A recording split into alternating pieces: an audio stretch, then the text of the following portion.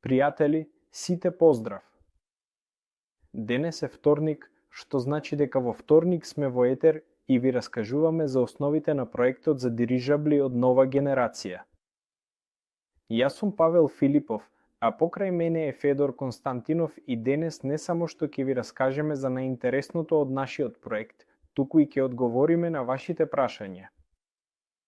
Испратете ја оваа врска на вашите пријатели. По оваа врска тие ќе можат да ја погледнат снимката. Ние, компанијата Solar Group, се занимаваме со финансирање на најразлични иновацијски проекти. На нашата инвестициона платформа денес се регистрирани веќе повеќе од 500.000 учесници и повеќе од 70.000 луѓе инвестирале реални пари во проектите кои ги поддржуваме. Нашиот прв проект е проектот Савонаш. Во рамките на овој проект веќе изградивме предпријатие, во рамките на кој ќе се проектираат најефикасните електрични мотори во светот. Таа се наоѓа на територијата на Технополис Москва, специјална економска зона во Москва во Зеленоград.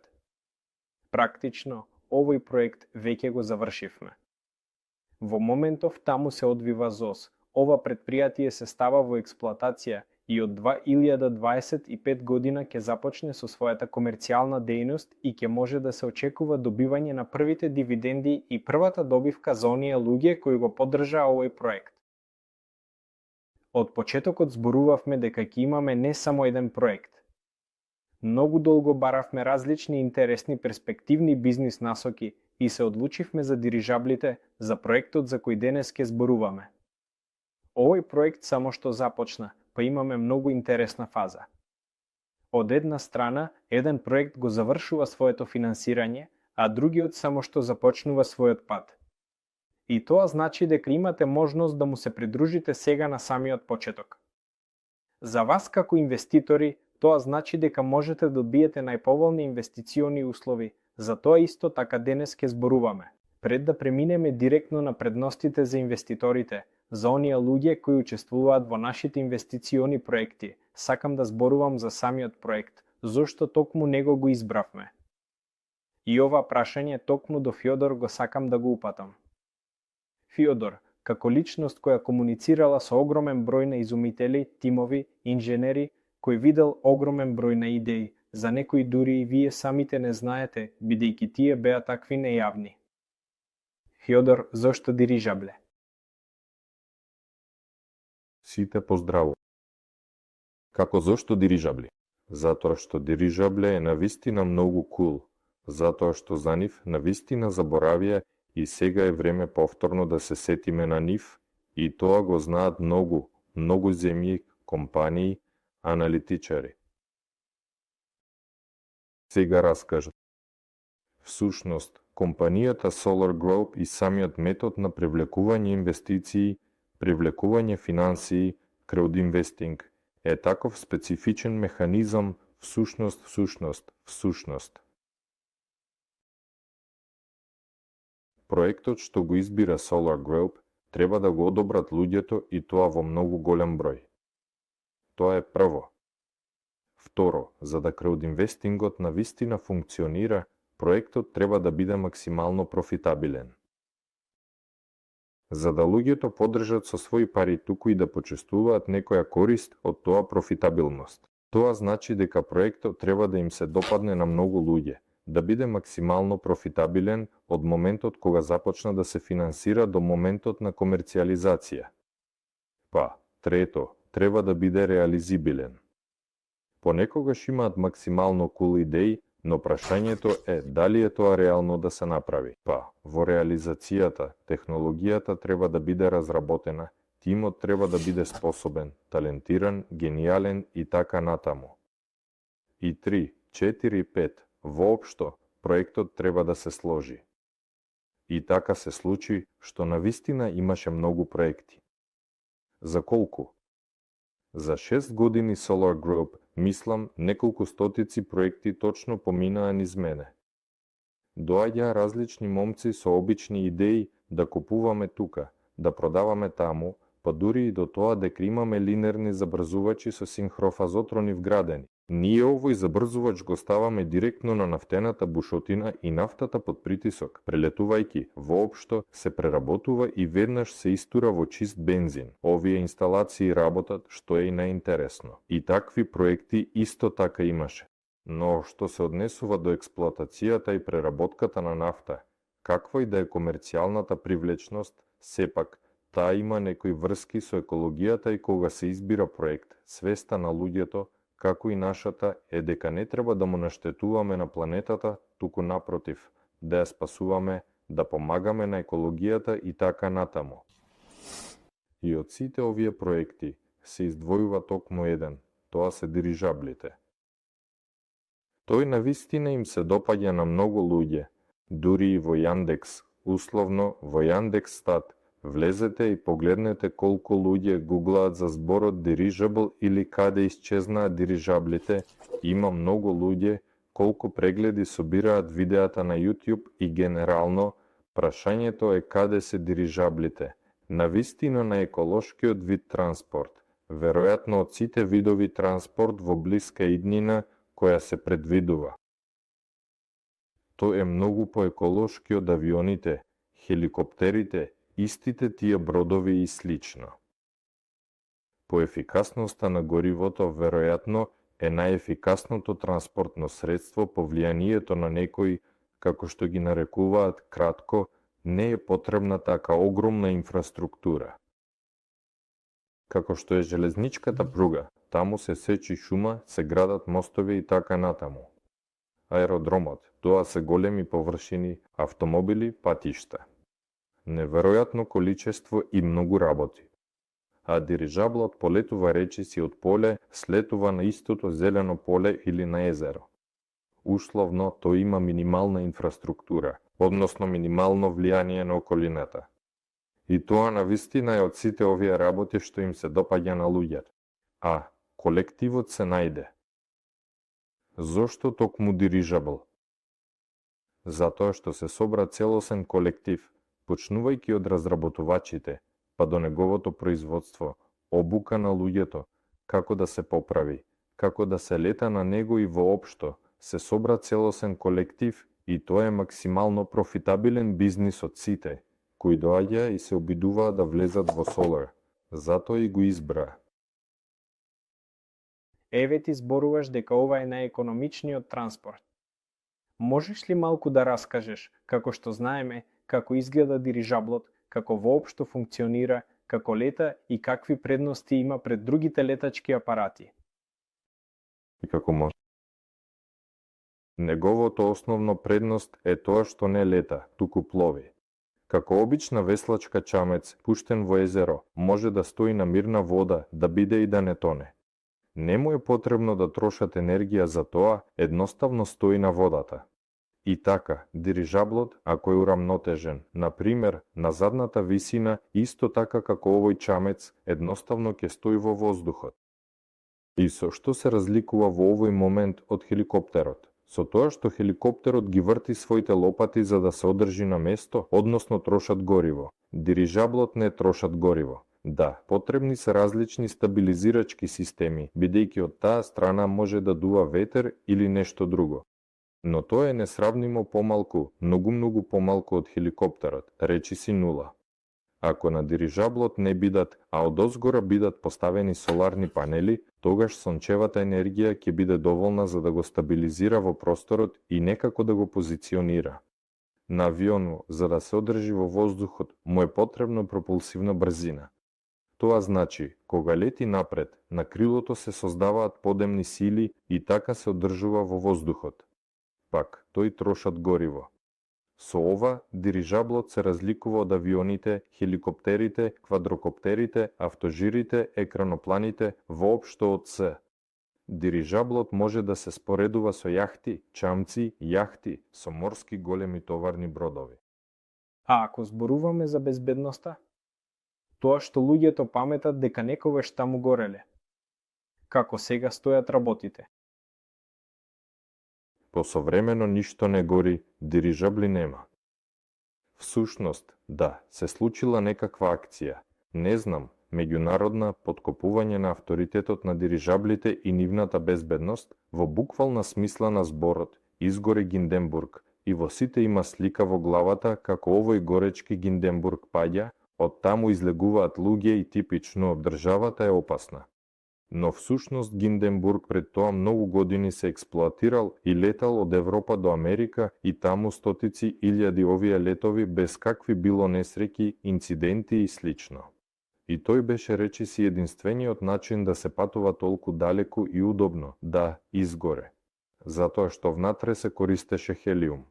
Сето тоа лесно може да се пронајде на Google. Американците единствени имаа хелиум, кој не го продаваа на германците.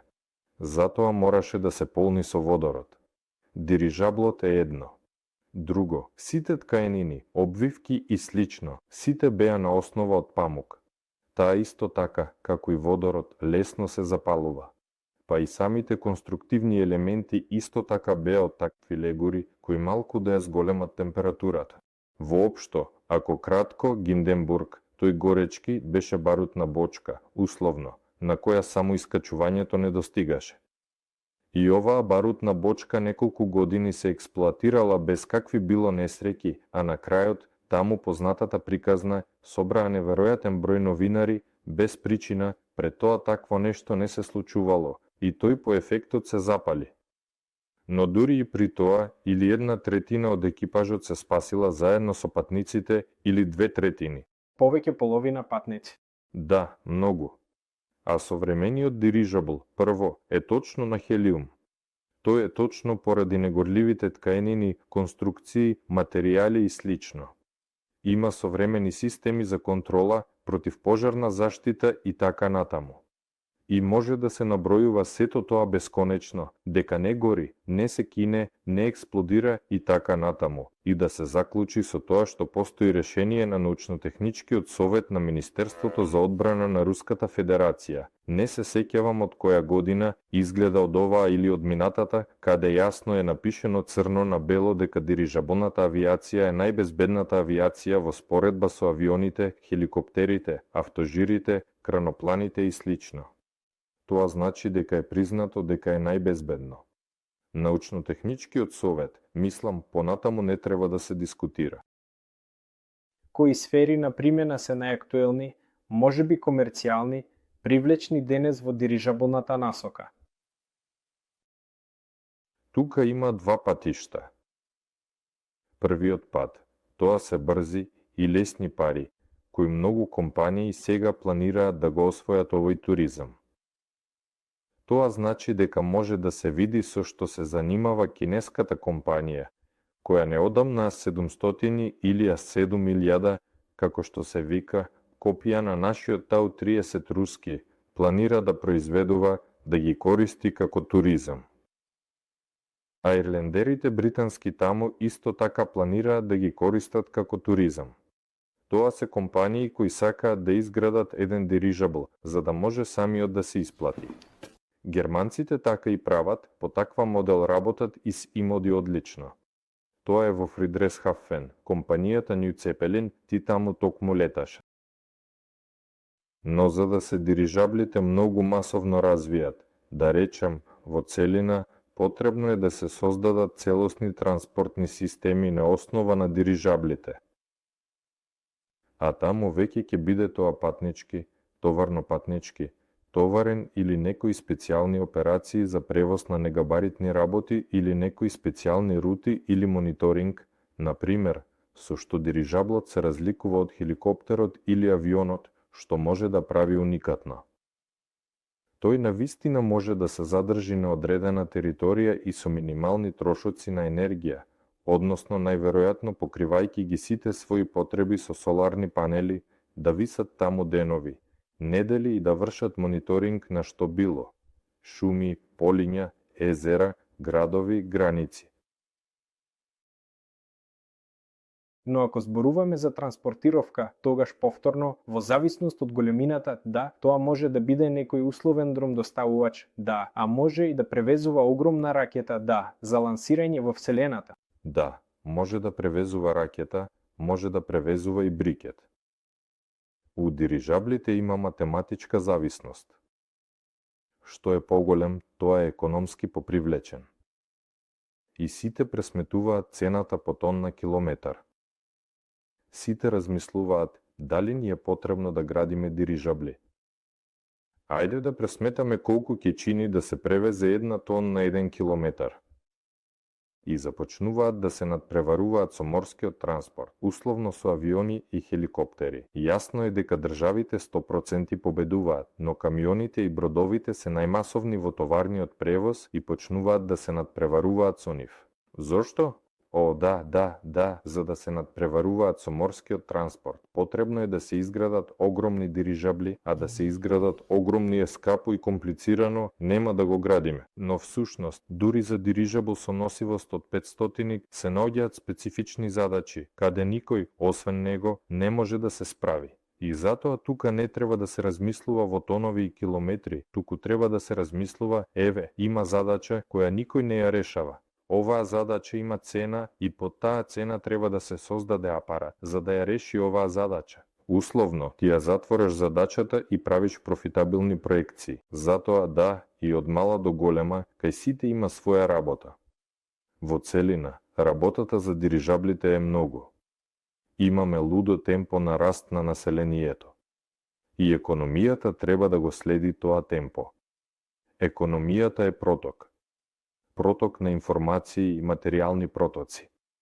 Еве, со информационите протоци, кај нас е се во ред. Имаме интернет, бази на податоци, биг дата и така натаму. А со материјалните протоци, како што беше пред 50 години, условно, така практично остана на исто место. Железниците се изградени, аеродромите се изградени, авиони летаат, бродови пловат, портовите се изградени. Да, некаде се додава нешто, но не со такви темпа како што расте економијата и преносот на информации. Затоа новите видови транспорт, тие се животно важни, неопходни. Тоа значи дека треба да се забрза товарниот проток. Тоа е таков предизвик на планетата и државите се вклопуваат во оваа концепција под овој барање.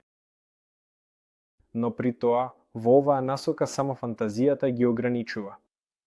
Каде можат да се применуваат, создава впечаток дека можат да се применуваат практично насекаде. И сега во светот веќе има доволно многу примери на компании кои прават нешто во оваа насока. Еве, кои се тие конкуренти, во кои земји и што прават? Веројатно тие не се конкуренти, тие се колеги кои сите ние се обидуваме, поточно не се обидуваме, туку систематски создававме. Не може да се каже дека е индустрија, туку, накратко, за да се развиваат дирижаблите, треба да се произведуваат масовно. Затоа што сега дирижаблот е на стадиумот на автомобил од пред 100 години. Односно, автомобилот пред 100 години беше само кај царевите, председателите, па и кај некои многу богати луѓе. Сега автомобилот практично го има секој, затоа што научивме да го произведуваме масовно. Задачата сега во современоста е да научиме да произведуваме дирижабли од сите типови, големини, квалитети, специализации, за југ, за север, ниски, средни, високи, мали, големи, товарни, патнички, лични, специјални, за медицински цели, за рударската индустрија, за нафтените работници, за Вселената. Тоа значи, сето тоа треба масовно да се произведува. И сега никој не е зафатен со тоа на планетата. Некоја компанија прави 3 дирижабли, некоја прави 1. Сергеј Брин, на пример, веќе многу години троши на изградба на 1 дирижабл, но тој не е конкурент. Тој, веројатно, е добар пример за тоа како не треба да се прави. Благодарам на него што го направи тоа и дај Боже да има здравје и сили да го заврши овој проект. Еве, и така, што повеќе луѓе ќе се занимаваат со производството на дирижабли, тоа е подобро за нас. Значи, тие не се конкуренти, но ако кратко, кои се нашите колеги? Еве, Сергеј Брин, тој гради 1 тврди дирижабл. Најголемиот, тврди дека е најголемиот во современоста, тоа е вистина. Еве, Аерлендер гради своји дирижабли, тие се хибриден тип. Не само што со аеростатика подигаат некоја маса, туку и поради својата форма. При движење с големена аеродинамика, таквите апарати се нарекуваат хибридни. Тие градат туристички апарати. Брин, инаку, Тврди дека неговиот дирижабл ќе биде за спасителни работи, како миц што се случува таму. Хеликоптер не може да слета, авион не може да слета, а оваа работа прелетува, застанува и прави некоја корисна работа. Кинеска компанија, не се сеќавам како се вика, но не би можел ни да го изговорам дури и да се сеќавам. Направила копија на нашиот У-30, малку доработена, годинава ја тестираше. Доби сертификат, следната година ќе направат 10 парчиња за својот локален туризам во одредена зона. Од овие големи, веројатно овие се тие што се движат има уште пара, но... Инаку, всушност, постојано на вестите среќавам некој нов, тие лансираат, овие лансираат. Французите тие сите ветуваат. Кои да, прават, француските ветуваат следната година целосно зелен дирижабл, кој исклучиво ќе работи на електрична енергија произведена од соларни панели, ќе биде туристички и ќе лета некаде. Досега, освен рендери од пред 5 години, ништо не сме виделе, а има многу такви проекти. Но, има и мали проекти, условно како во истата Африка. Истите французи заедно со африканците собраа мал дрон дирижаблен и со помош на овој дрон испорачуваат медикаменти во оддалечени села и тоа веќе е комерцијална употреба. Има германци кои организираат туризам со своите 2 апарата. Има африканци кои користат своји мали дронови и на тоа веќе заработуваат. Не се сеќавам колку ги има, но ги има неколку, 1-2 условно. Има уште една мала европска компанија, која исто така пуштила мал дирижаблен дрон за мониторинг на електричните линии. А ако сега има комерција на него, треба да се гугла, но не се сеќавам дека имаше. Во секој случај, има доста компании кои сега нешто лансираат. Оваа тема не ја спомнавме денес за стратосферските апарати. Американскиот стратосферски апарат неодамна беше лансиран. Мал. Зашто се потребни апарати? Инаку, 2 дури лансираа. Едниот го лансираа туристички во тесна верзија. Тоа е стратостат. Тоа е обвивка на полнета, јасно, со подемни гасови, а тука оддолу едноставно се обесени капсули за одреден број луѓе. Тие таму, се разбира, не ставија живи луѓе, туку некои макети ги пуштија нагоре, а потоа тоа слета долу, со цел туризам само да се искачи во стратосферата и да погледне. Сушност, многу кул проект, ако се оствари, ќе биде многу класно. Жал ми е што, како и секогаш, е наменет само за најбогатите. Таму билетите ќе чини некакви неверојатни пари. Истите такви неверојатни пари како што британците градат своји аерлендери за околу $200,000 за еден билет. Ке треба да се плаќа за овој апарат. Пак, се прави за многу богати луѓе. Еве, ова е еден стратосферец кој неодамна беше тестиран. Вториот стратосферец е кај американците. Тој веќе не е топка, односно не е сфера, туку е во форма на дирижабл, но мал дирижабл. Овој апарат е наменет за внесување на корисна тежина, нешто како ретранслатори за комуникација или далечинско сондирање на земјата или и двете, пренос на податоци, можеби собирање на некои научни информации и така натаму.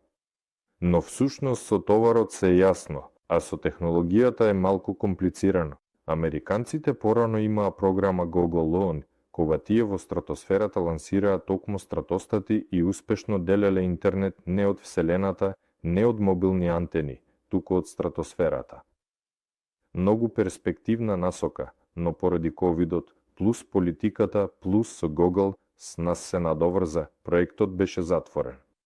Еве сега американците повторно лансираат такви проекти, но веќе не во форма на стратостати, туку во форма на стратосферни дирижабли.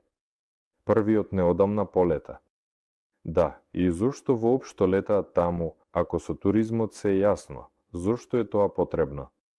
Да, тоа е потребно за да биде конкуренција со вселенските системи, конкуренција со сателити, орбитални, стационарни, мали сателити, како што е интернетот што го дели Илон Маск, Starlink, например. Да, секој сателит летува од тука со ракета. Дирижаблот се искачува таму со корисна тежина. Секој сателит кој виси на орбитата може да излезе од строј или да изгори во атмосферата. Неговото заменување или поправка е невозможно. Дирижаблот со корисна тежина може да слета долу, може да ја замени корисна тежина, да ја поправи, да го продолжи рокот на траење и да го испрати назад. Сателитите, лансирани во Вселената, не можат да ја менуваат својата ориентација. Можат малку да ја менуваат висината на орбитата, ако се нискоорбитални сателити, но генерално, кога ќе излезат на една орбита, така и остануваат. Тоа значи дека стратосферниот дирижабл може да ги менува своите точки. И се сведува на тоа дека постои многу голем пазар за стратосферни апарати, управувани дирижабли кои можат да обезбедат истите функции што ги обезбедуваат сателитите, само многу поевтино и поквалитетно. Затоа што висините се исто така различни и сите таму се стремат. Тоа ни е занимава. Ние ќе се занимаваме со воздухопловство. Во него секоја висина е можно додека има воздух. Па да разговараме поточно за нас, за компанијата Нове или како што сега се вика Aronova, раскажи што ќе биде направено во рамките на проектот, какви активи ќе бидат создадени, како воопшто компанијата ќе заработува, какви дирижабли ќе прави, што ќе представува, каде воопшто се движи и така натаму. Што е воопшто оваа екипа од тоа да почнеме? Може, да, од екипата. Сега, кој месец е? Третиот месец од проектот помина, ќе помине за 2 дена. И еве, за 3 месеци проектот веќе ни се формираше екипа токму на инженерниот центар, кој се занимава со директни развојни активности, тестирање и производство. Околу 20 луѓе се формираа и во оваа екипа. Во голема мера се тие инженери, конструктивци и производители кои се занимаваа со развојот и создавањето на експлоатацијата на дирижаблите во современа Русија. Имавме таква компанија во нашата земја, која се занимаваше со производство на дирижабли. Тие направија околу 15 или 20 различни апарати. Од мали, еднодвуместни до доволно големи, како New Zeppelin. Тоа беа у 30, тие ги експлоатираа и продаваа и не само во Русија, туку и во Тајланд беа продадени, а на французите таму беа собрани и продадени. И во Мврдури беа продадени неколку парчиња, и тие имаа сертификат за тип, но со компанијата се случија некои политички неуредности. Може така да се каже, компанијата не обстојуваше, а целиот колектив остана. И еве, овој колектив се собира назад тука, во нашиот проект, за да продолжи со делото на целиот живот и да гради дирижабли. Тука се кандидати на технички науки, тука се доктори на технички науки, тука се заслужни дејци на руската космонаутика кои создаваат апарати за други планети. И исто така, тука има многу студенти. Еве, колективот на Мај. Таму има искуствено конструктивно студентско биро с колективот Бауманка. Таму има исто така студентски центар, кој го води Аркадиј. Сите се исто така обседнати со воздухопловството, така што имаме голема екипа од суперискусни возрастни специјалисти. Имаме огромен потенцијал во нашата земја за дирижабли, тоа е како за различни материјали, така и на вистина математика, пресметувачи многу силни, аеродинамичари исто така силни, сето тоа како да постои и многу студенти, кои се запалени за сето тоа. И што е најубаво во сето ова, е тоа што од моментот кога проектот започна, и јас имав дури и денес неколку повици. Секој ден се случуваат такви повици, се јавуваат институтите, универзитетите, предпријатијата кога слушаат дирижабли, велат сериозно. Да, сериозно. ќе правиме. Слушајте, можеме да правиме едно, второ, трето, четврто, петто. Почнуваме да нудиме помош. Велат дека, типе, момци, државата има потреба од дирижабли. Кога сега почнав да зборувам за екипата на проектот, во мојата глава сето тоа се сетив на неверојатниот број на луѓе кои учествуваат во проектот и сакаат да учествуваат во проектот. И ви благодарам многу за тоа што се јавувате, помагате, така што проектот всушност е огромен и е народен. А за тоа да нацртаме што ќе биде таму. Да нацртаме. Уште еднаш, тоа е инвестиционен проект за создавање транспортна система на основа на дирижабли. Проектот го нарековме Аеронова. Компанија. Компанија добива. Зошто Аеронова? Прашуваш мене. Да. И јас само знам зошто нова. Аеропонтно, затоа што нова. Нова. Ако по значењето. Да, таму има некакви расшифровки. Воопшто, компанијата се вика Аеронова. Проект за создавање транспортна система на основа на дирижабли или дирижабл нова генерација. Овој проект беше инициран од компанијата Solar Group, која се занимава токму со краудинвестирање во областа на науките и интензивните социјално-технолошки проекти.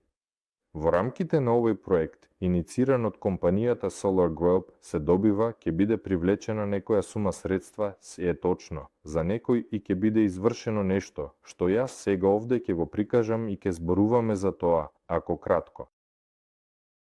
Во рамките на проектот за создавање транспортна система на основа на дирижабли, на мене ми е потребно да направам основна ќелија, основна безубиечна ќелија или како што е модерно да се каже, целосни индустрии.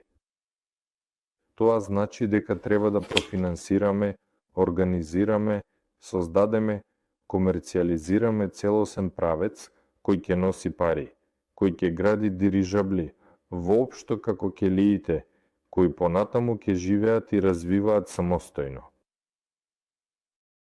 Од што ќе се состои? Прво, конструкторското биро. Конструкторското биро веќе почнува да се организира. Веќе реков дека околу 20 луѓе веќе се ангажирани, веќе работат, веќе се трудат. Ова конструкторско биро засега се наоѓа на изнајмени простории и на изнајмени простории ќе биде до моментот кога ќе го изградиме првиот Еллинг, за Еллингот малку подоцна. Ова конструкторско биро сега се занимава со развојот на првиот апарат. Овој апарат ќе биде демонстратор на можностите, способностите на современите технологии, иновации и напредни технологии и друго. Веќе сме одредиле што ќе биде овој апарат. Овој апарат ќе биде беспилотен дрон или понекогаш опционално пилотиран, ако некој потоа тоа му биде потребно, кој ќе може да пренесе околу 500 кг на 500 км. Ова е мал апарат, кој може многу брзо да се создаде и ќе биде создаден во текот на една година од денес, така што веќе цел месец зборува. Тој ќе биде создаден во текот на годината и на овој апарат ќе бидат обработени токму сите најновите, најсовремените, најнапредните и најиновативните решенија кои се неопходни и потребни за дирижаблите за да станат современи, да можат успешно и ефикасно да се вклучат во транспортната логистичка система. Ова е автоматски излез од Еллингот. Можете да видите видео како дирижаблите се изнесуваат од Еллингите. Ако не сте го виделе, погледнете, ова е голем дирижабл, многу луѓе со конопи го држат за да не полета, го изнесуваат од Еллингот, полека почнуваат да го пуштаат и тој сам полетува. Но тоа е минатиот век всушност. Ова е доволно сложена задача, па не и сложна, туку едноставно интересна инженерска задача со која треба да се справиме, за да не се случи тоа, бидејќи експлоатацијата на дирижаблот треба да се реализира во автоматски режим. Ова е автоматски излез од L-лингот, автополетување по задача, автоматско слетување, автоматско втоварување, автоматско истоварање, враќање, автоматско пришвртување, автоматски влез назад во L-лингот. И стоа, па овие својства, овие функции треба да ги имаат сите понатамошни дирижабли, но ќе се тестира на првиот мал, за да биде брзо, а второ, не скапо. И затоа ќе биде создаден мал апарат со мека шема со вакви карактеристики, а уште ќе има јасно едно ограничување, ќе земеме 12 метри по висина за да влезе во секој авиациски L-линк, за да не се гради ништо ново за него. И веќе разбираме дека брзините ќе бидат околу 120 км на час, максимално 100, условно крстосувачка и уште нешто за него разбираме. Сега, конструкторското биро работи на тоа. Овој апарат е демонстратор. Демонстратор на нови технологии, демонстратор на организацијските способности, тоа што е можно да се направи, и на него ќе се тестираат уште методи. Ладно, за компјутерското проектирање подоцна, но всушност претходните дирижабли се создаваа по старински на хартија. Овој дирижабл ќе биде создаден целосно со помош на современи алатки за проектирање. Тоа се системи CAD, CAM, CAD, се јасно. Конструкторското биро на него, така да кажам, ќе се научи, не ќе се научи, туку ќе се преобрази и обавезно ќе го користи. Еве зашто сакав да кажам, ќе се разработат токму методите за сериско производство и овој апарат веќе ќе биде можно сериски да се произведува и комерцијално да се применува. На него веќе има побарувачка и побарувачката се наоѓа дури и кај нас во земјата на далечниот север во Јакутија и така натаму, каде што своите последни моточаси летаат советските авиони. Мала авиација и за нив не се предвидува никаква замена и најверојатно ќе успееме и ќе започнеме со производство на овој апарат и тој со радост ќе ги затвори сите овие задачи, само што економски ќе биде поцелисходно. Еве, по овој апарат ќе се гради веќе тврди апарат, сосема различна носивост. Тоа ќе биде 10 тонски апарат тврда конструкција, односно ако овој е мек, овој веќе ќе биде тврди со можност да подига 10 тони, да пренесува веќе на 1000 километри, со брзина дури поголема од 120 километри на час. И за овој апарат веќе ќе биде изграден L-линк.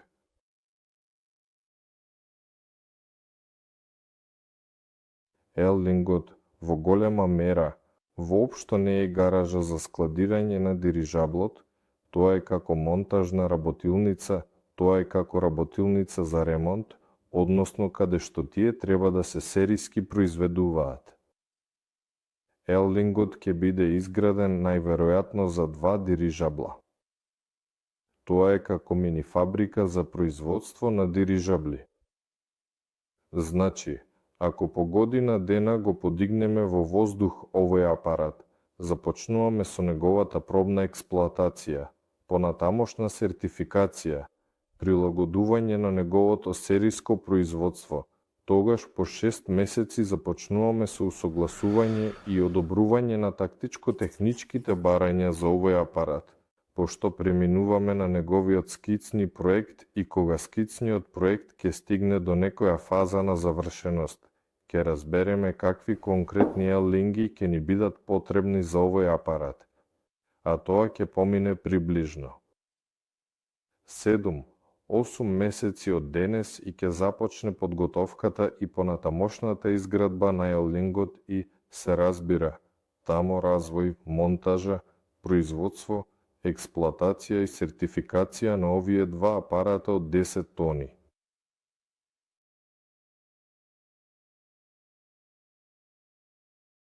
За да се изгради L-линк, се разбира, треба некаде да се земе земја или да се земе во наем, или на нечија земја да се направи во партнерство, или да се купи. Во идеален случај, секако, за проектот да се купи земја, бидејќи тактивот некаде не може да исчезне. Но исто така има предлог всушност да се купи веднаш аероград.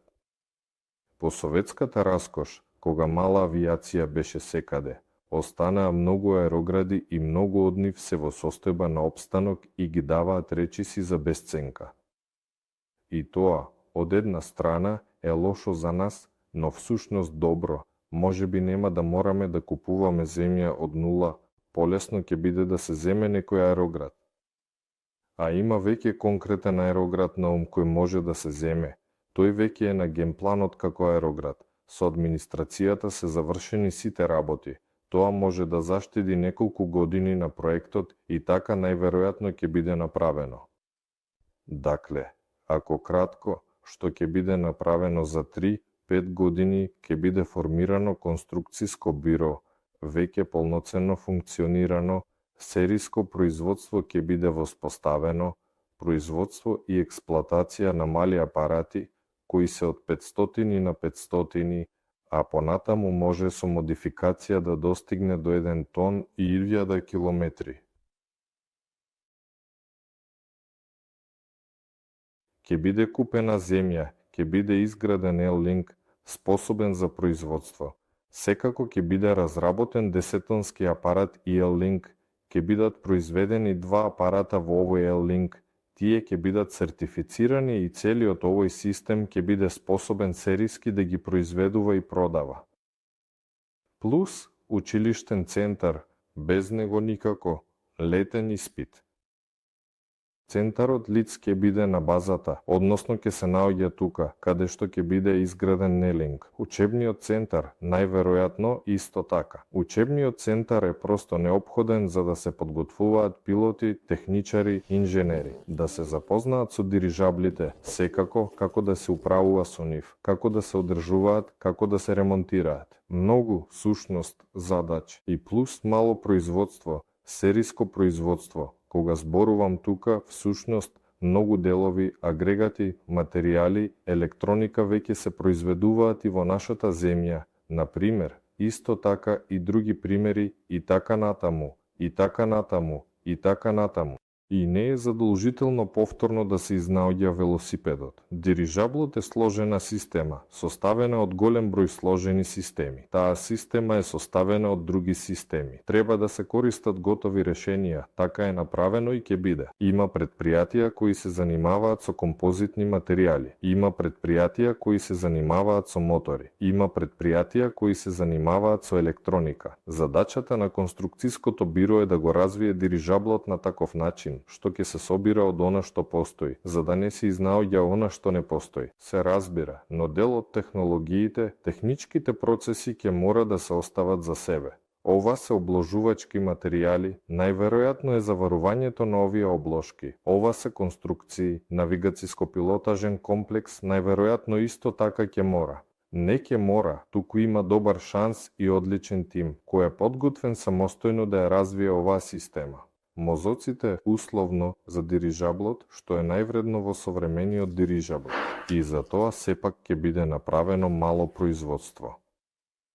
Најверојатно во рамките на овој L-Link. Тоа значи неодделна зграда. Сето тоа ќе може да се организира тука. Па и конструкциското биро најверојатно исто така ќе се пренесе. Така што 3-5 години сериско производство на беспилотни летала, подготвено сериско производство на сертифицирани 10 тонци, L-Link, земја, учебен центар, производство на ЛИЦ, например. И така натаму. И каде понатаму може да се движи оваа компанија? Тоа е првиот чекор, да, зборуваме за тоа што е потребно за да започне да заработува пари. Тоа значи дека нашата задача тука, во овој прв наш чекор, а потоа каде е векторот на развојот? Пари, да, во врска со заработувањето пари. Всушност, сериското производство, продажбата, експлоатацијата на овие дирижабли целосно нема да го исплати проектот, но сериското производство и продажбата на 10 тонците ќе го исплатат многу брзо, всушност за неколку години, а можеби и побрзо, затоа што овој апарат 10 тонец со неговите такви карактеристики е апарат кој во две најдобри хеликоптери Ми-8 по сите своји карактеристики. Економски, тактичко-технички и така натаму и кој по себестојност најверојатно ќе излезе поевтино од Ми-8. Ми-8 е најмасовно произведената модел воопшто на хеликоптер во светот. Има многу задачи, се применува на многу места и себестојноста на овој апарат ќе биде помала од себестојноста на Ми-8. Пошто е 2 пати подобар, може да се продава 2 пати повеќе. Можете да видите колку чини нов. А, инаку, сериското производство на овие апарати може да се планира минимум по 1 апарат месечно, тоа е 12, максимум по 2 апарата месечно, тоа е 24 апарати. Ако за година сериски се произведат, целосно проектот ќе се исплати веќе неколку пати. И еве, 10 тонскиот дирижабел веројатно ќе биде најмасовно произведуваната модел, бидејќи тоа е како воздушна фура. Тие се потребни многу. А во однос на тоа каде понатаму проектот ќе се движи. Естествено, ќе се движи кон развој на транспортни системи базирани на дирижабли. Зашто? Да се изгради 1-2 апарати не значи да се организира транспортен систем. Да, транспортниот систем всушност започнува од развојот, производството, тестирањето, сертификацијата и на крај транспортната компанија. Тука е експлоатацијата и друго. Да се изгради целата система е целта на овој проект.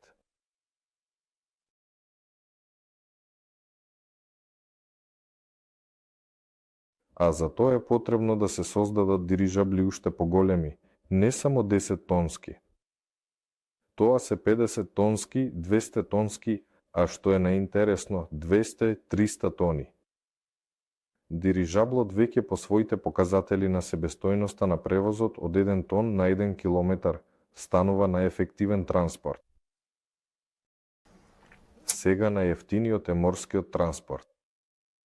И морскиот транспорт е видлив сега, но логистичката система колабира, да.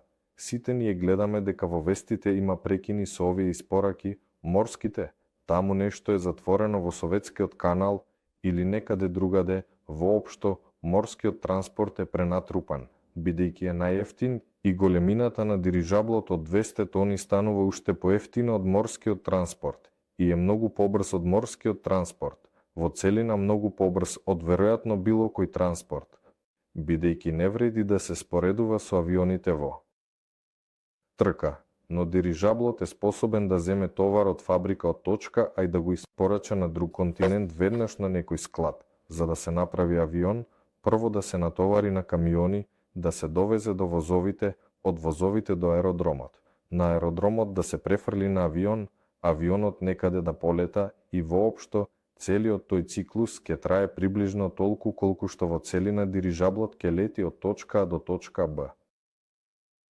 Еве и 200 тонските дирижабли веќе можат значително да ја променат сликата во светот и во логистиката и во економијата и има видео, можете да го погледнете, всушност не е само видео, едноставно е удобно, го гледате и се јасно, но многу аналитичари од сите земји во светот се согласуваат дека е неопходно да се градат токму апарати од 200 тони и треба да има доволно многу од нив.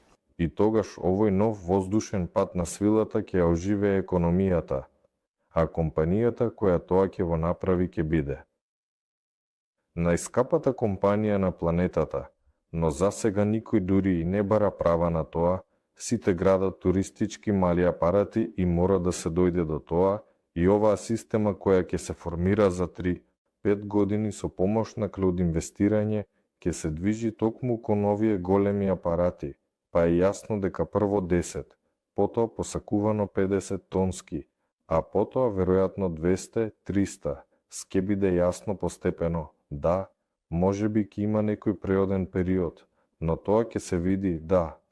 Но целта е токму да се изгради цела линија на дирижабли, да се затвори во транспортен систем од моментот на развојот до моментот на директен лет. Тој стана дел од товарниот поток и работи, има цела системска поддршка, мора некаде да се паркира, да се натовари, да полета, да се истовари, таму треба да се одржува, во летот треба да се одржува.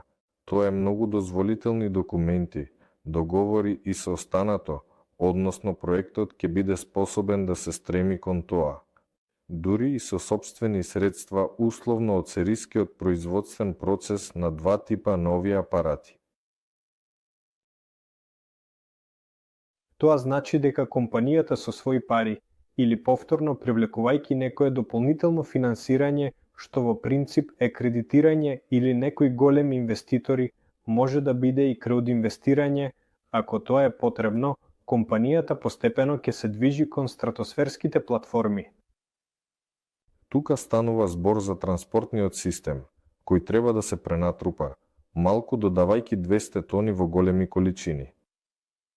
Да, на патот може да се заработува нас, и на ова, и на она, и на 50 тони, а 50 тони воопшто можат да бидат различни, од огромни туристички ланери, до летајчки медицински центри, до испорака на нафтеногасно опремување. Еве 200 тонски, например, парче можат да се направат. Не можат да се направат, туку ќе мора да се направат за Роскосмос. Им е потребно да ги испорачаат своите ракети на космодромите. Блокови на ракетиносители од фабриките производители. Една од нив е во Москва, космодромот на источниот, да, и логистиката е отежната. Таму им е потребен вториот апарат, дури и неколку апарати. Сега ќе имаме нов брод. Космички, руските се градат. Наскоро ќе се исклучи. Ќе градат руска орбитална станица, потоа ќе има лунарна орбитална станица. Тие веќе со овие нови бродови планираат каде ќе слетуваат космонавтите и размислуваат за системот за спасување на космонавтите. И ништо поелегантно од спасувањето на нив на дирижабли, додека никој не измислил. Затоа за тоа исто така ќе мора да се изградат дирижабли. Сето тоа води кон таа голема мечта. Тоа што многу 200-300 тонски бродови почнуваат да управуваат со товарните текови на планетата, да, и плюс паралелно, да се градат стратосферски апарати. Еве некаде во областа на 50 тонски ќе бидат веќе создадени товарни стратосферски платформи, способни да подигнат 1, а можеби и 2 тони на висина до 20 километри. Па, добро, не до 20 таму, туку од 15 до 20. Сакам да напишам 5, раката не се подига, но 2 километри ќе можат да подигнат 1-2 тони и овие апарати ќе бидат вклучени во проектирањето веќе во рамките на овој проект. Најверојатно ќе бидат изградени некаде блиску до овие дирижабли. Тоа не е 3-5 години, тоа е веројатно 6-7 години проект. Тоа се 50-10 тонски стратосферски, а за 200 тонските 10 години можеби побрзо. Приближно, тоа е околу 6-7 години проект и можеби побрзо. Овие апарати ќе бидат вклучени во проектирањето веќе во рамките на овој проект. Па, не е потребно да се чека 10 години за да се добијат првите пари, односно првите пари луѓето ги добиваат тука, а ние раскажуваме за тоа, за да луѓето разберат за перспективите, особено кога луѓето прашуваат, а колку ќе заработуваме? Прашањето е, прашувате ли за 5 години колку компании ќе заработуваат или за 10, бидејќи се сосема различни компании, но во исто време. Во суштина може да се заработи веќе за година полтора, дури, а не вака. Тоа што првиот дирижабел демонстратор, кој ќе се подигне во воздух, може веќе да се комерцијализира, барем да се стави реклама на него, и тоа веќе е профит за компанијата, ве молам, тоа е профит за инвеститорите. Па, и јас воопшто не би го нарекол демонстратор, оти имаме уште еден демонстратор пред демонстраторот. Нашиот прв ќе биде сосема мал, на 100 кубни метри, дирижабл. Тој веќе е дирижаблик и ќе се подигне веќе на пролет. На него ќе биде комплетен макет на овој дирижабл, односно ако овој е 2000 кубни метри, овде е 100 кубни метри, но ќе биде геометриски сличен. Ки има цела механика за управување, односно рули во истите пропорции, во исто количество. Моторите се на соодветни моки на истите места. Чекорите на винтовите. Кратко, ќе биде комплетен макет на овој апарат за тестирање на беспилотни системи за управување, за да може да паѓа носот во земјата, да се удри во дрво, за да се направи што е можно пред да го изградиме овој апарат, за да на него целосно се маштабира системот и нашиот интелект да биде вграден во неговото управување, да биде запознаен со машината и со неа веќе ништо страшно да не се случува. Ова ќе биде изградена во најкраток можен рок за година и тоа што на него може да се стави реклама. Например, и така натаму, и така натаму. Во суштина, кога овој голем дирижабл ќе се подигне, јас веќе сум сигурен дека ќе има преднарачки за следниот апарат и сосема е можно со предплати, така што профитот во проектот ќе се појави порано, дури и пред 3 години. Дали треба да се распределува, бидејќи првите профити и преднарачки е подобро да се реинвестираат во проектот? Има повеќе заинтересирани. Петам важно е свати расположението на инвеститорите.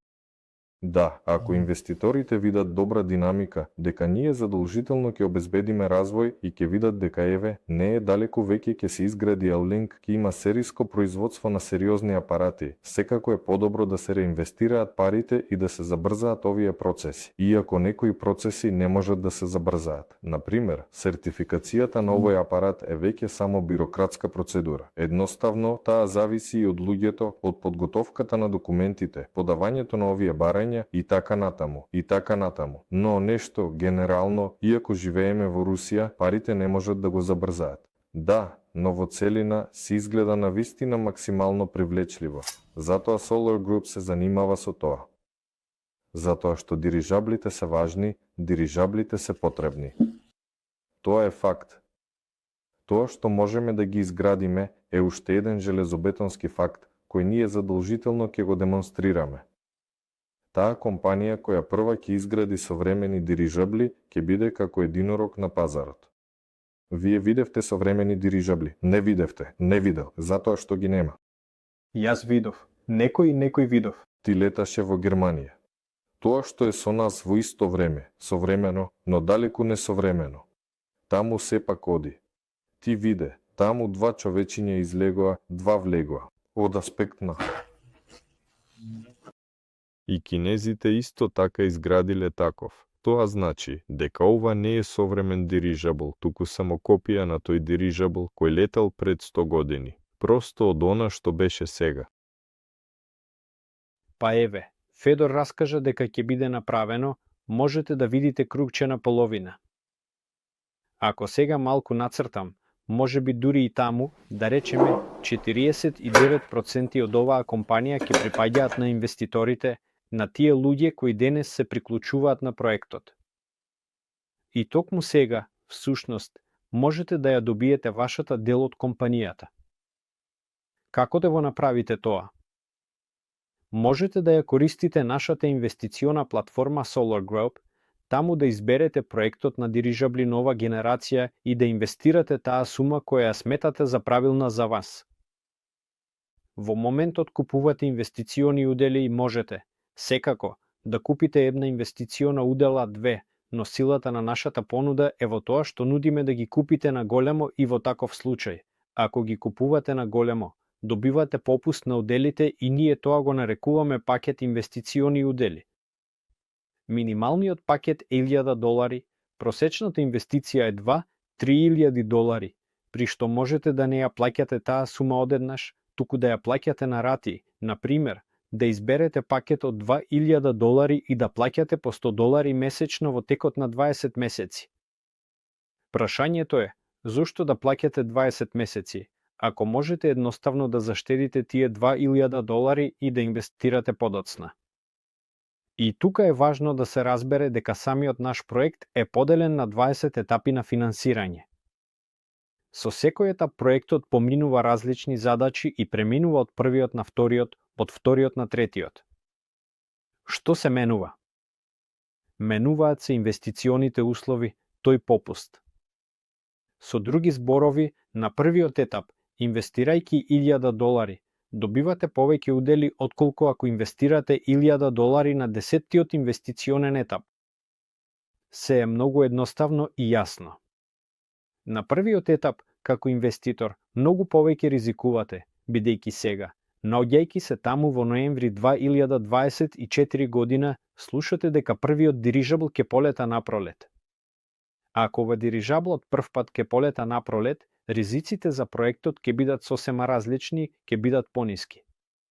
И луѓето ќе го видат тоа и ќе инвестираат, но веќе нема да можат да добијат такви инвестициони услови какви што имаат, на пример, денес. Тоа значи дека ризикот и инвестиционите услови се меѓусебно поврзани. Понатаму, денес нашиот проект започна со своето финансирање, но ние се уште немаме прва етапа. Сега имаме подготовителна нулта или како што уште ја нарекуваме, предстартна етапа на финансирање. Тоа е етапата кога јавно заедно со вас го подготвуваме овој проект и целосно го развиваме за понатамошно финансирање, кога се подготвуваат веб страници, договори, финансиски правни шеми. За да биде јасно, легално, транспарентно и достапно. На тековната предстартна етапа, која наскоро ќе заврши, мислам дека точната дата ќе ја дознаете на конференцијата која ќе се одржи на 16 ноември во Москва. Можете да дојдете, ако се уште не сте се запишале, запишете се. Не знам дали има слободни места, но сепак. И кога ќе преминеме од тековната предстартна етапа на финансирање на првата етапа на финансирање, инвестиционите услови ќе се влошат за 2 пати. Тоа значи дека денес да инвестирате е 2 пати поисплатливо отколку на првата етапа на финансирање. Ќе добиете 2 пати повеќе удели, инвестирајќи исти пари. Обратете внимание на тоа, ако ви е интересно она што го правиме, ако ве интересира дирижаблот, судејќи по вашите прашања, и гледам дека проектот ви се допаѓа, инвестирајте денес, обезбедете си поволни инвестициони услови и во таков случај. Ајде да повториме кратко. Значи, ако денес купам удели условно, каде е мојата добивка, како воопшто ќе ја добијам на крајот? Денес, да, ние дури и не зборувавме за тоа. Најинтересното допрва доаѓа. За тоа како се добива добивка, ти денес раскажа. Значи, оваа компанија сега е Оаронова. Можете да не гуглате, името ќе се појави на интернет за 5 дена. Да, тоа е Оаронова со 49%, која ќе поседува странска компанија, уделот на која може да се купи преку личен кабинет.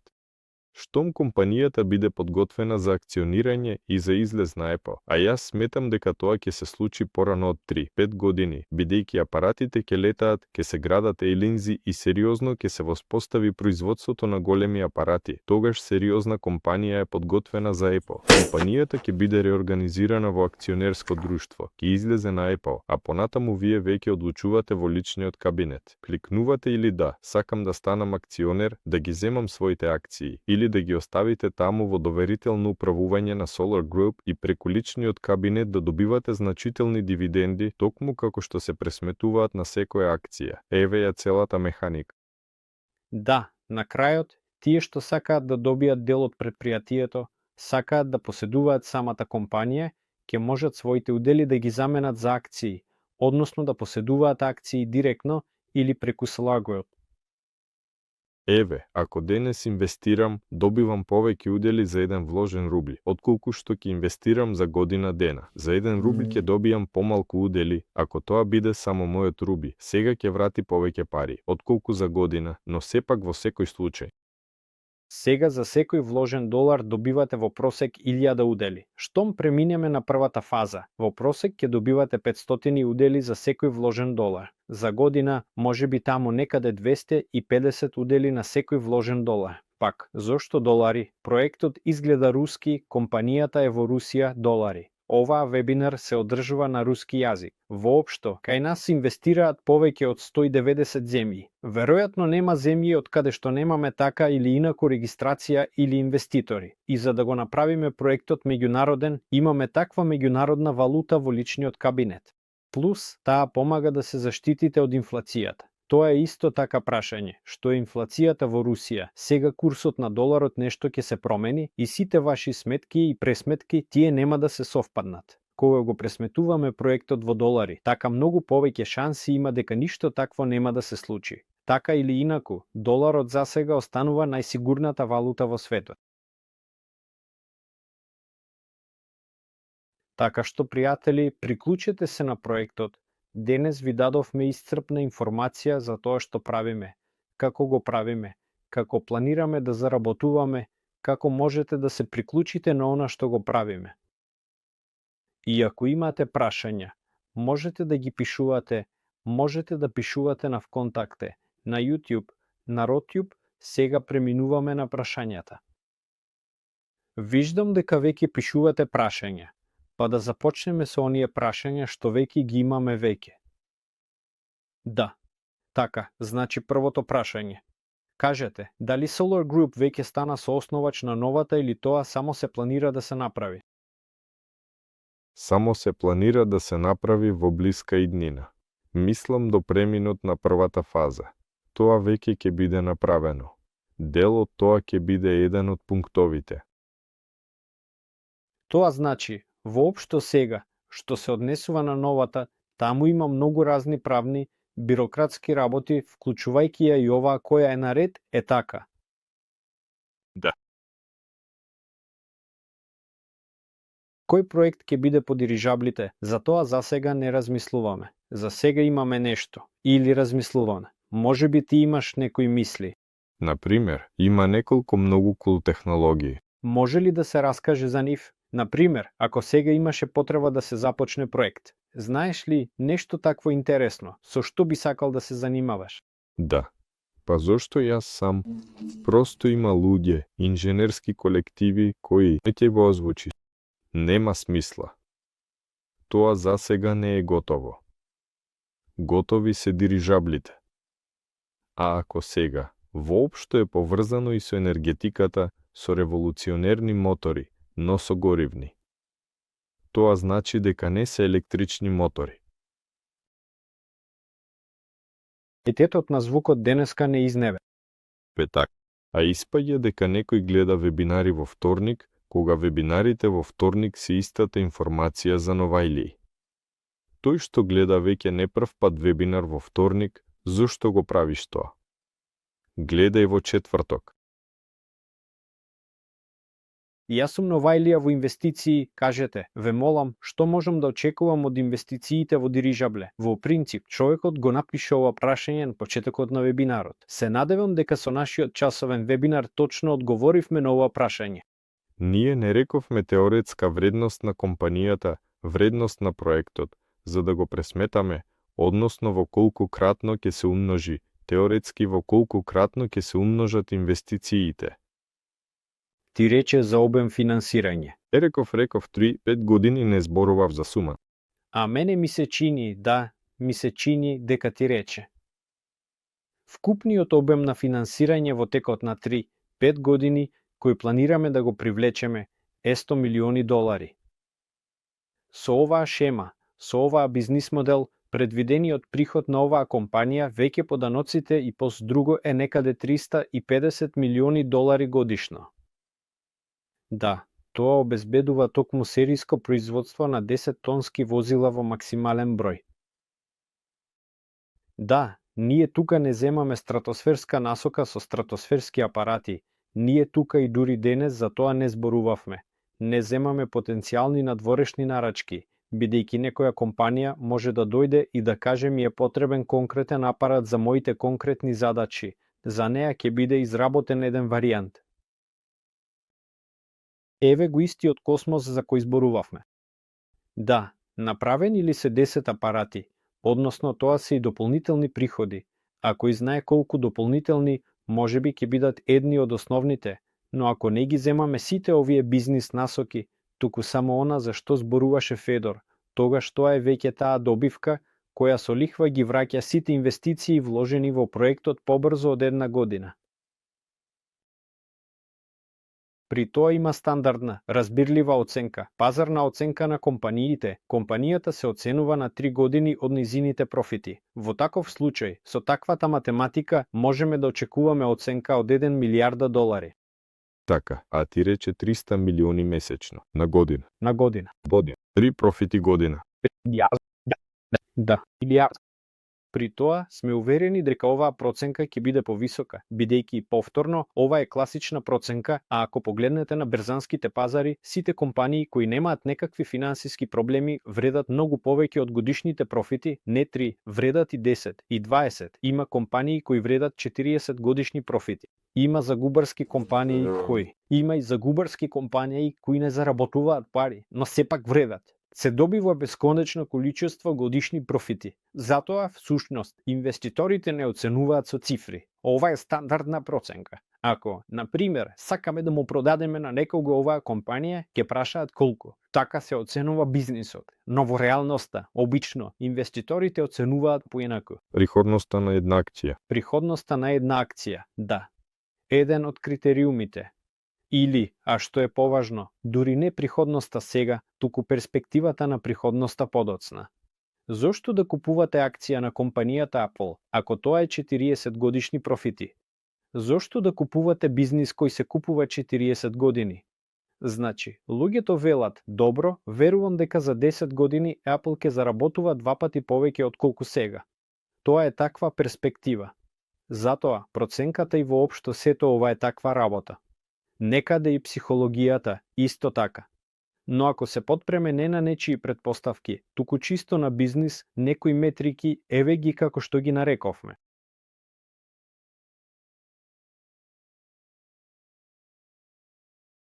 Каква ќе биде дивидендната политика на новата? Кој дел од приходот по реализацијата на проектот се планира да се насочи кон дивиденди, по успешната реализација на целта на проектот? Дивидендната политика како половина од профитот за инвеститорите. Оваа работа ќе ја закрепиме во некој меморандум. Тоа што половина од приходите ќе оди на дивиденди, а втората половина ќе се развива бизнисот. Тоа значи дека кога ќе биде акционирано општеството или овде исто така може да се фиксира на некој начин. Во рамките на компанијата до акционерното општество и излегувањето на ЕПО, ако доаѓа некаков профит, тогаш, на пример, профитот на Solar Group треба да се договори како ќе биде подготвен да го врати назад и така натаму.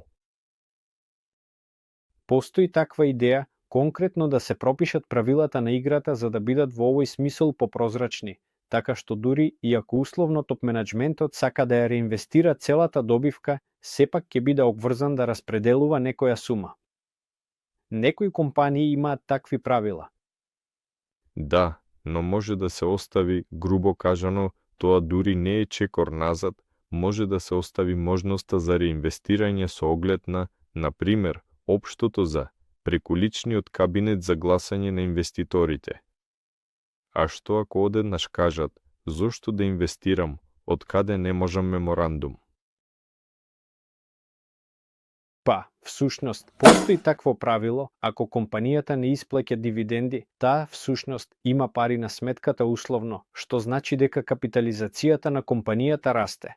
Често, кога компанијата исплаќа дивиденди, нејзината оценка паѓа, а потоа повторно расте.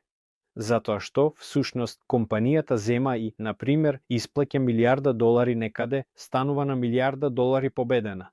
Затоа, дури и ако дивидендот не се исплаќа, оценката сепак расте. Паричната подушка исто така е добра за бизнисот. Да, нека балонецот биде обкружен со цврст дел како обрач. Овој обрач може да се врти и да има хидростабилизација.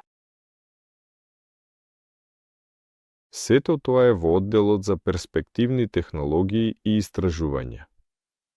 Сите идеи всушност се фиксираат, бидејќи реалните идеи луѓето многу пишуваат.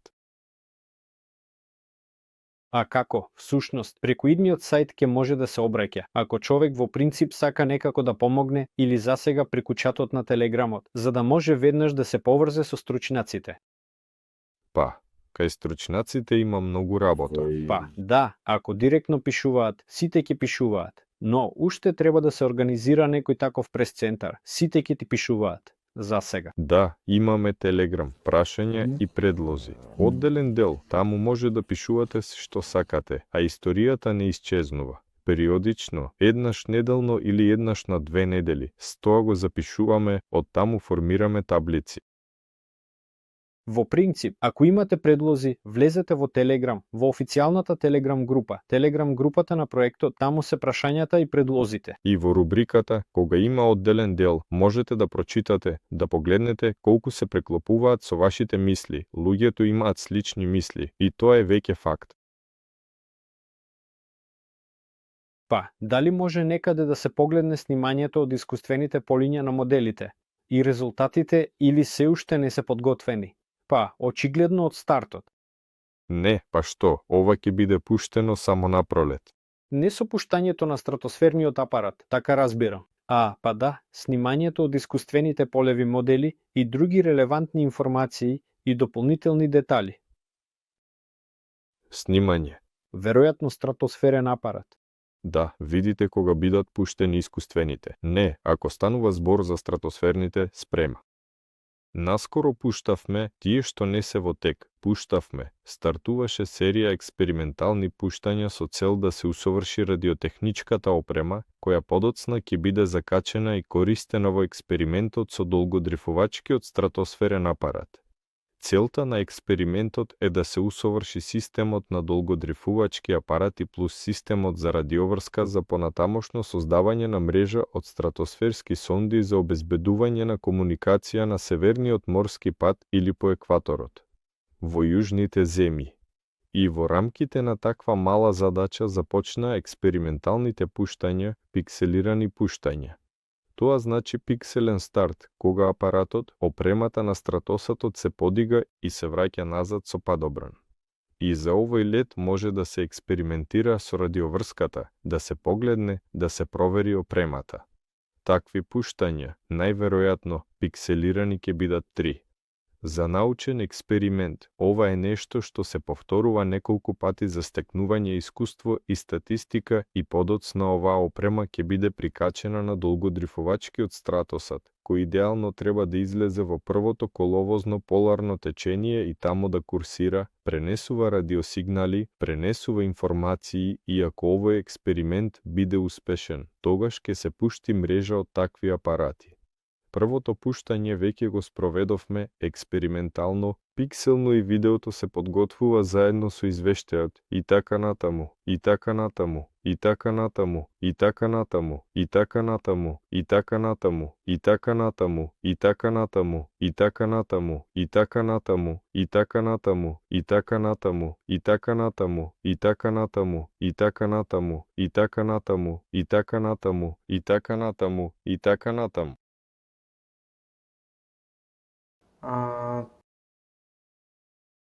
Има ли рендери на некои од тие дирижабли за кои зборуваме? Ќе видите на конференцијата или онлайн можете да посетите во живо, или онлайн да погледнете по конференцијата сите овие материјали ќе бидат достапни, бидејќи малку остана. Така, 10 тони корисна тежина. Тоа е корисна тежина или тоа е вкупната маса на дирижаблот? Корисна тежина. Каде се планира да се изнајми земја за елинг и за кој период се планира да се изнајми? Во идеален случај, секако, да се купи, но сосема веројатно ќе се изнајми. Ако се изнајмува за 50 години, има два патишта, еден добар, другиот обичен, има посебна економска зона, која е посветена токму на аерокосмосот, таму има солетни полиња во Рјазањ, например, можеби и така натаму, што е важно за иднината. Може да се влезе таму, во тој аерокосмички кластер да се добијат поволности, преференции и таму на тоа летно поле да се изнајми земја за 50 години, да се изгради првиот елинг и таму серијално да се произведуваат овие апарати.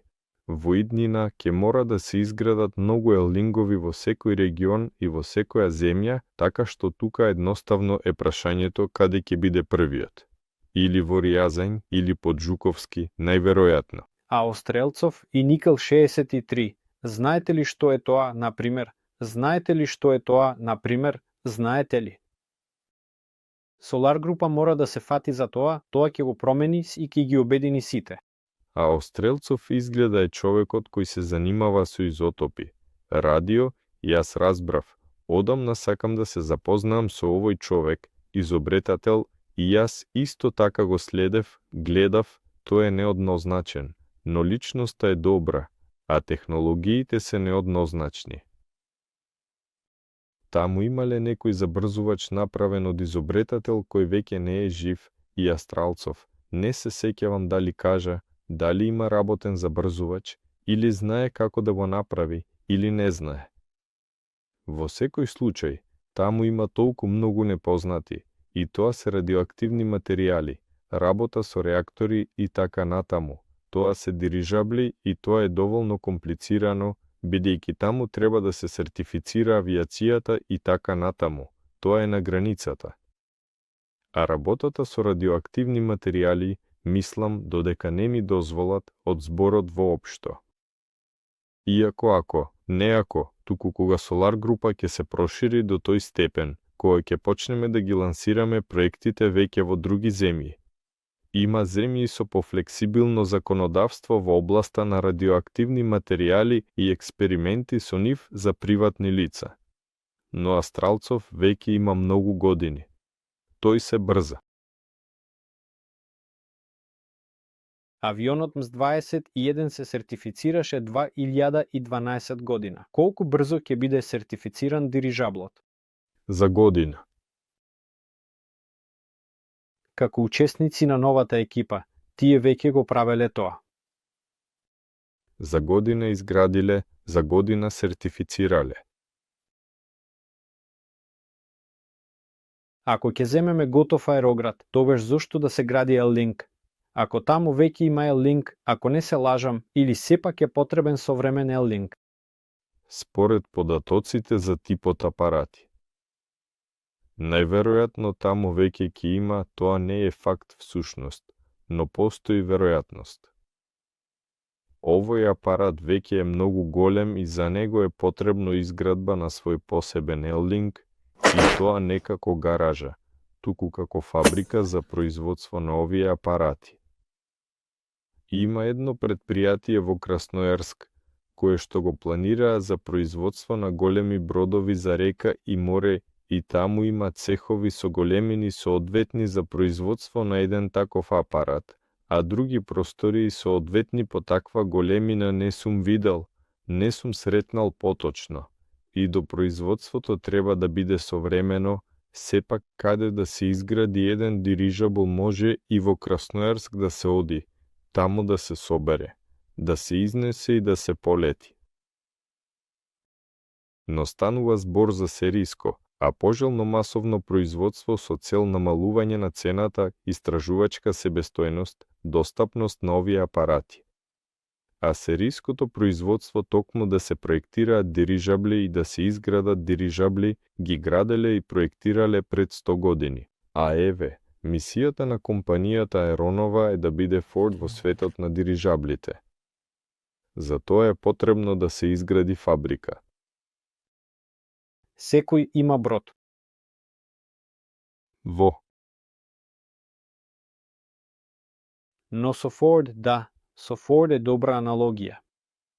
Да се направи од нешто уникатно, скапо, недостапно некаков масовен производ. Така, а стратосферниот дирижабл е поскап од транспортниот дирижабл.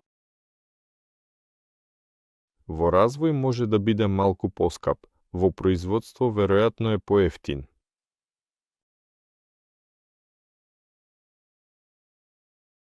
И главниот инвеститор на хеликоптерот Ми-8 беше државата. Дали планираме да соработуваме со него? Со кого со државата? Со многу држави ќе мора да соработуваме. Едноставно, компанијата Аронова ќе соработува со сите, бидејќи големите товарни текови сепак ги затвора државата. Голема превоз, како што е условно зелјадна сделка. Грубо кажано, логистиката на превозот на суровини ја контролираат на највисоко ниво. Нафтата е исто така, метали и така натаму. Производите се малку поедноставни, иако и производите таму, тука се царини, тука санкции и т.н. во секој случај, дури и до баналната сертификација на дирижаблот ќе мора да контактираме со државата. Дали ќе има некаква колаборација? Тоа е приватно државна, не знам ако е потребно. Сега нашата држава, напротив, е насочена кон тоа да го изнесе целиот бизнис во приватно, руски, јасно, но приватно, бидејќи државата оди по шемата на развој од социјализам кон капитализам. Капитализм подразбира токму тоа што приватните компании, а државата само нарачува услуги. И во последно време тоа е јасно изразено, така што соработката во секој случај ќе биде прво државно-приватно партнерство, но само ако е нешто специфично. Ако е потребен специјален проект, може да се одвои посебна ќерка компанија. Зошто да излегуваме на ИПО? Дали сакате да привлечете капитал за развој на други насоки или за развој на бизнисот, или сепак ќе биде листинг? Да, она што го зборуваме попрецизно е да се каже дека тоа е токму листинг, да, на берзата, бидејќи нема цел да се привлече капитал, да, ако не со крауд инвестирање, туку со инструментот и попривлекувавме пари, тогаш тоа би било класично ИПО. Тука не постои директна критична грешка, бидејќи во дефинициите на ИПО и како што е. Паточната цел на ИПО, една од целите е дозволено да се разместуваат акции без привлечување финансии. Тоа е исто така ИПО. Може би не сакате да привлечете никакви инвестиции.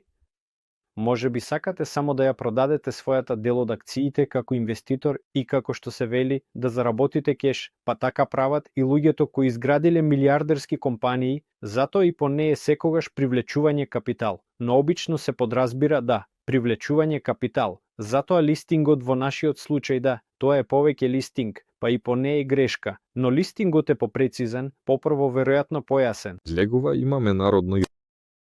Да, имаме народно ИПО, можеме така да кажеме, да. Кога е следното лансирање на Еростатот?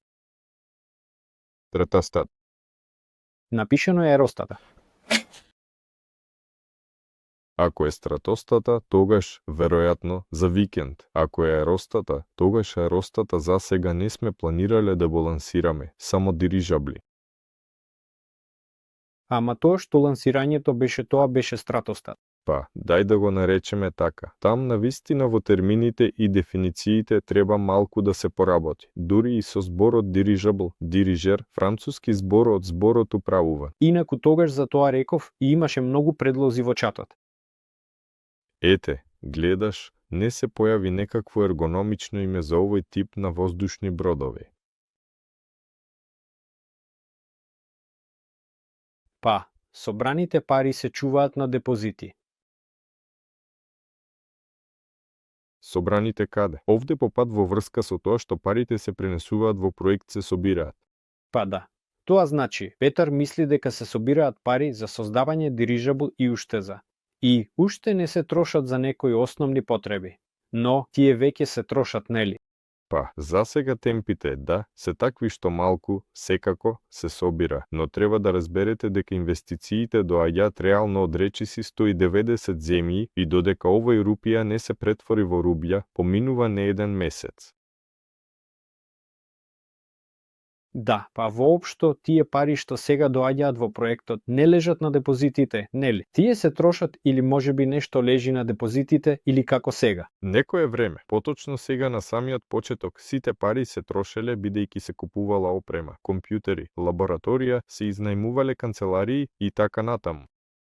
Се нарачуваа примероци на материјали 1, 2, 3, 4, 5.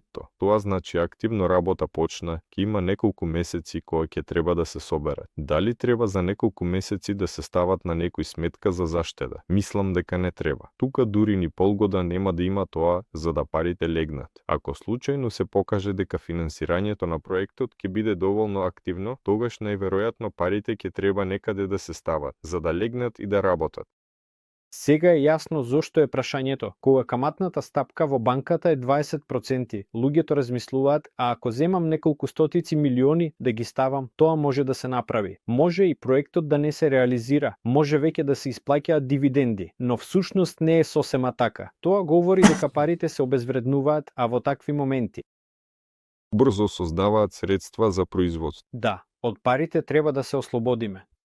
Во крајен случај да се купи телевизор, а во најдобар случај тие пари некаде да се вложат, да се инвестираат, бидејќи сите активи ќе растат.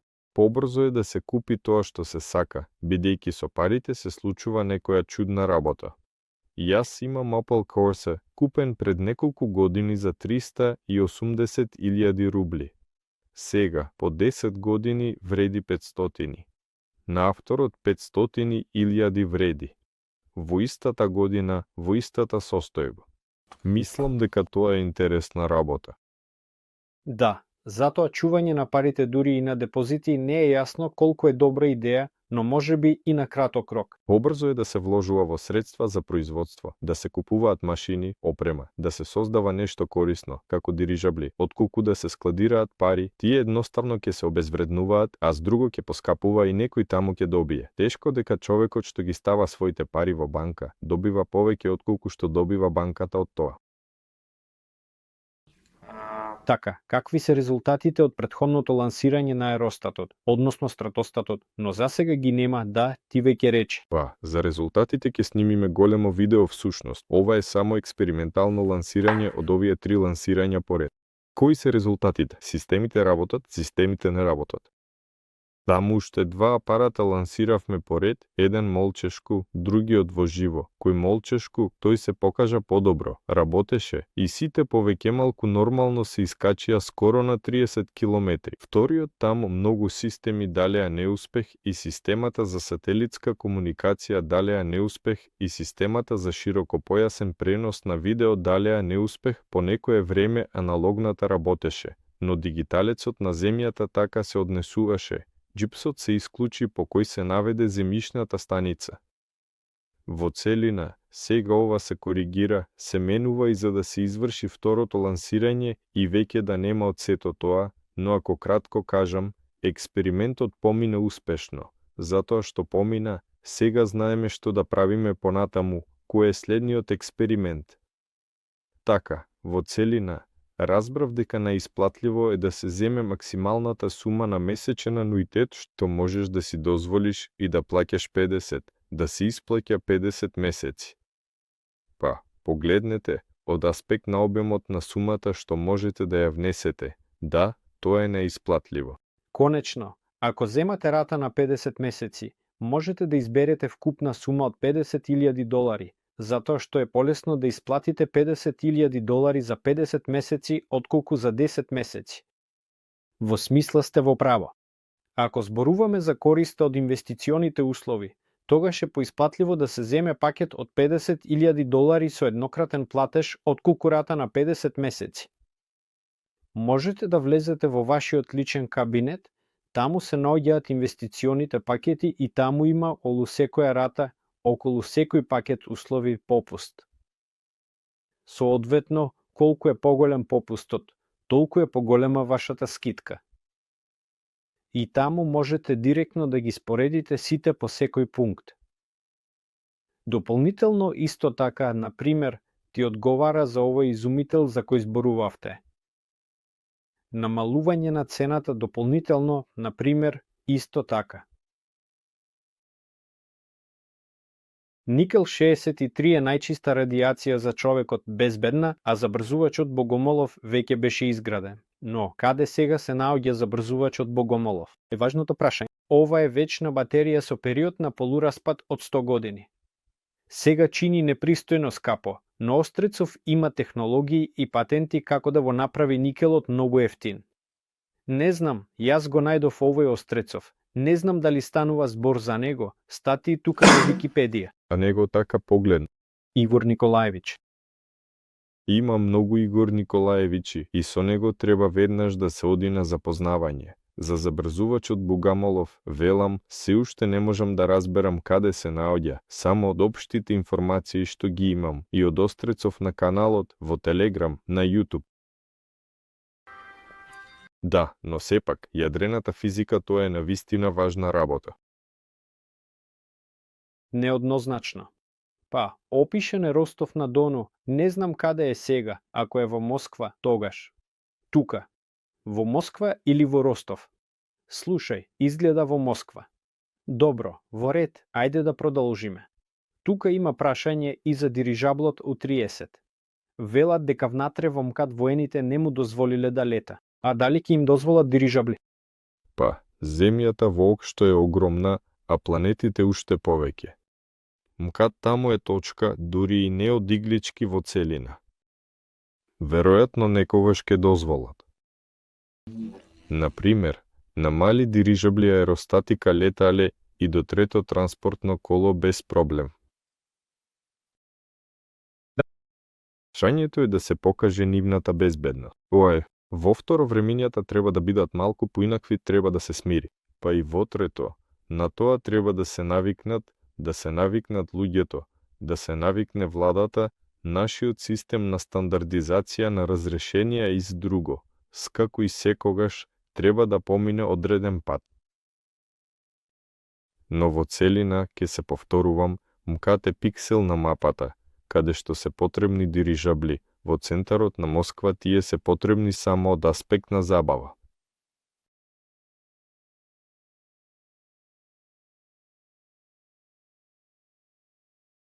Што ви е познато за серијата Атла 35, 75, 135?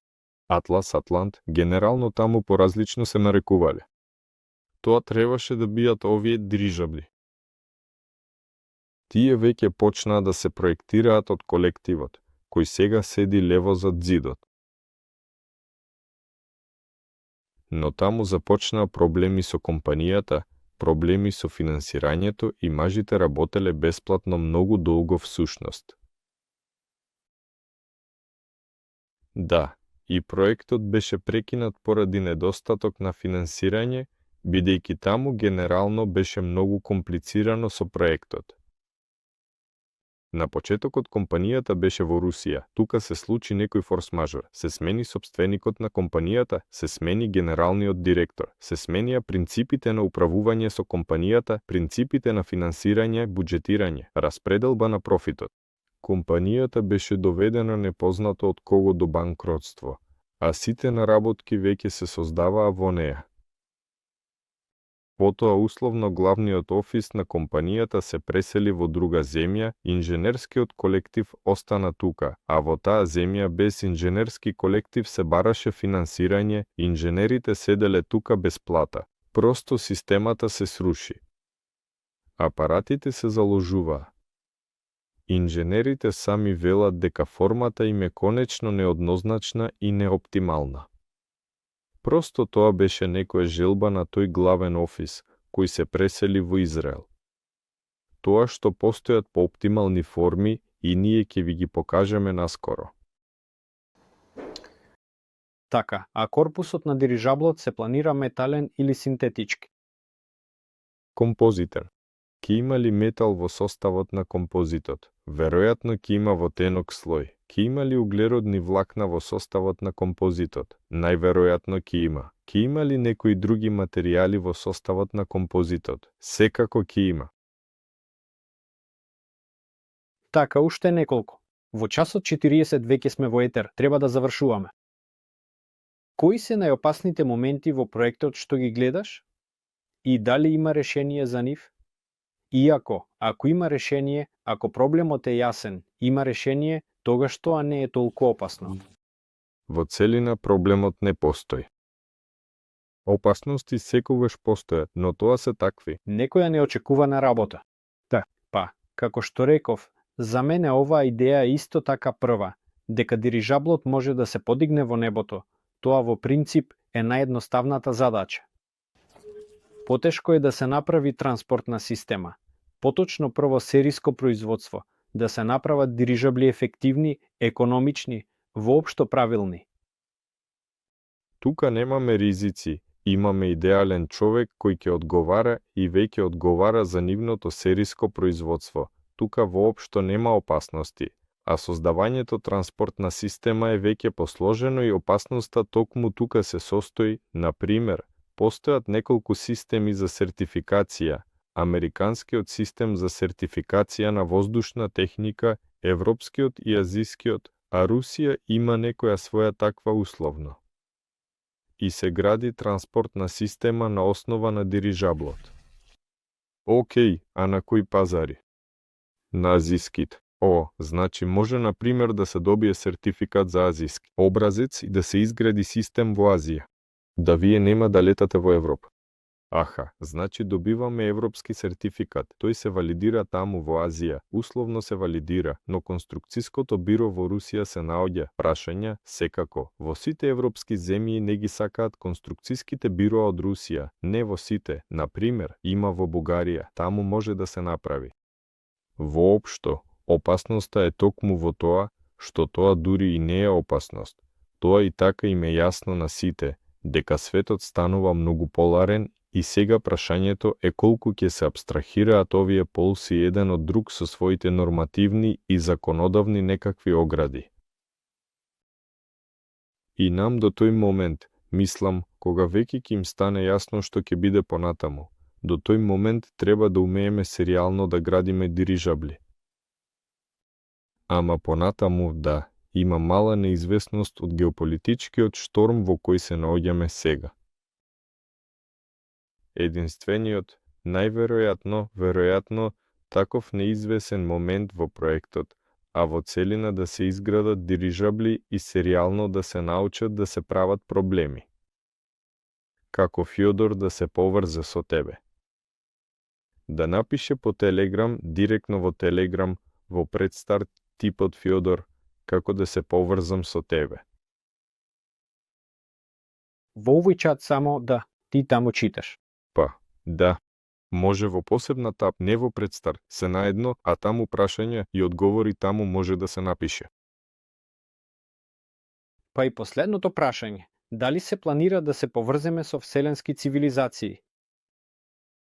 Имаме радиоврска било каква, дури оптичка, ласерска, сработи на брзини на светлината и испратениот сигнал од тука до било која друга цивилизација ќе лета повеќе од тоа колку што, веројатно, нашата сончева система може да преживее во целина години, така што.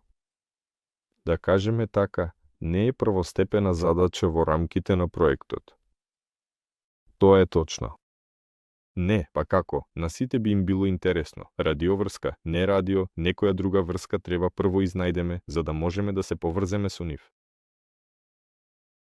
Па, што да кажам, пријатели, на вашите прашања одговоривме. Имаше многу прашања, голема благодарност за вашата активност. Не заборавајте да ставите лайк, да споделите, особено денеска имаше презентација, така што испратете им на пријателите кои не знаат ништо за нас, ќе ги погледнат записките на истата врска и сум сигурен дека ќе ни се придружат. И приходите во четврток, таму ќе има новинарски вебинари, ќе разговараме за тоа што е направено во проектот, што е направено во последната недела, можеби ќе поканиме гостин, веројатно. Гостините ги нарекуваме нашите конструктори, кои ги ставаме тука и разговараме со нив и малку повеќе внимание посветуваме на одговорите на техничките прашања, кои со радост во четврток таму се пишуваат и одговараат.